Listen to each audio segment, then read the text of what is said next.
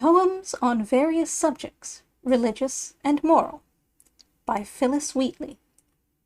Negro Servant to Mr. John Wheatley of Boston, in New England, 1771.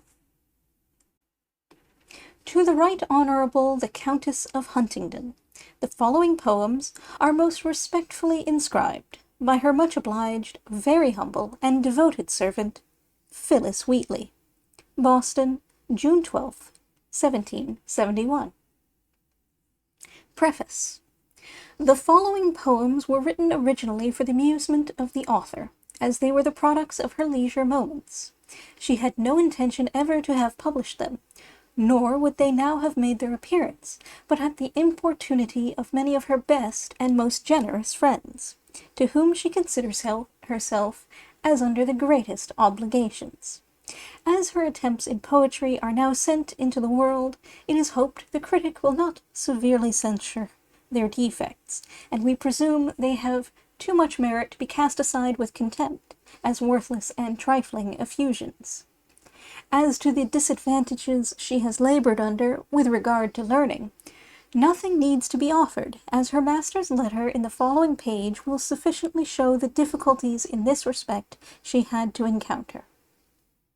With all their imperfections, the poems are now humbly submitted to the perusal of the public. The following is a copy of a letter sent by the author's master to the publisher.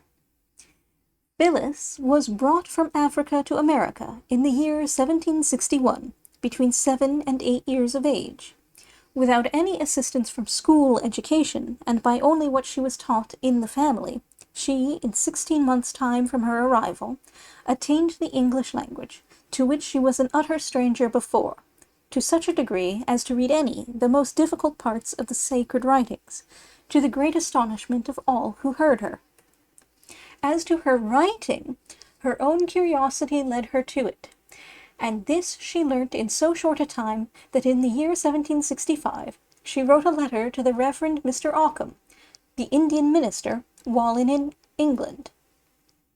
She has a great inclination to learn the Latin tongue, and has made some progress in it. This relation is given by her master, who bought her, and with whom she now lives, John Wheatley. Boston, November 14th, 1772. To the public.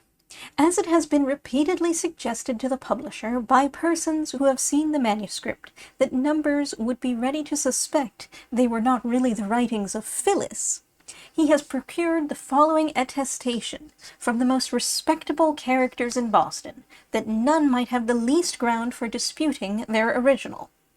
We, whose names are underwritten, do assure the world that the poems specified in the following page were, as we verily believe, written by Phillis, a young Negro girl, who was but a few years since brought an uncultivated barbarian from Africa, and has ever since been, and now is, under the disadvantage of serving as a slave in a family in this town.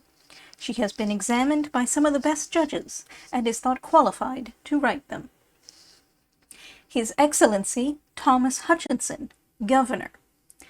The Honorable Andrew Oliver, Lieutenant Governor.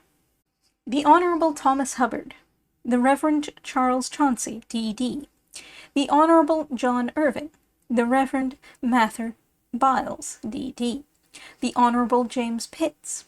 The Reverend Ed Pemberton, D.D. The Honorable Harrison Gray. The Reverend Andrew Elliott, D.D. The Honorable James Bowden. The Reverend Samuel Cooper, D.D., John Hancock, Esquire, the Reverend Mr. Samuel Mather, Joseph Green, Esquire, the Reverend Mr. John Moorhead, Reverend Carey, Esquire, Mr. John Wheatley, her master. Nota bene, the original attestation, signed by the above gentleman, may be seen by applying to Archibald Bell, bookseller, Number 8, Aldgate Street. Footnote. The words following page allude to the contents of the manuscript copy, which are wrote at the back of the above attestation.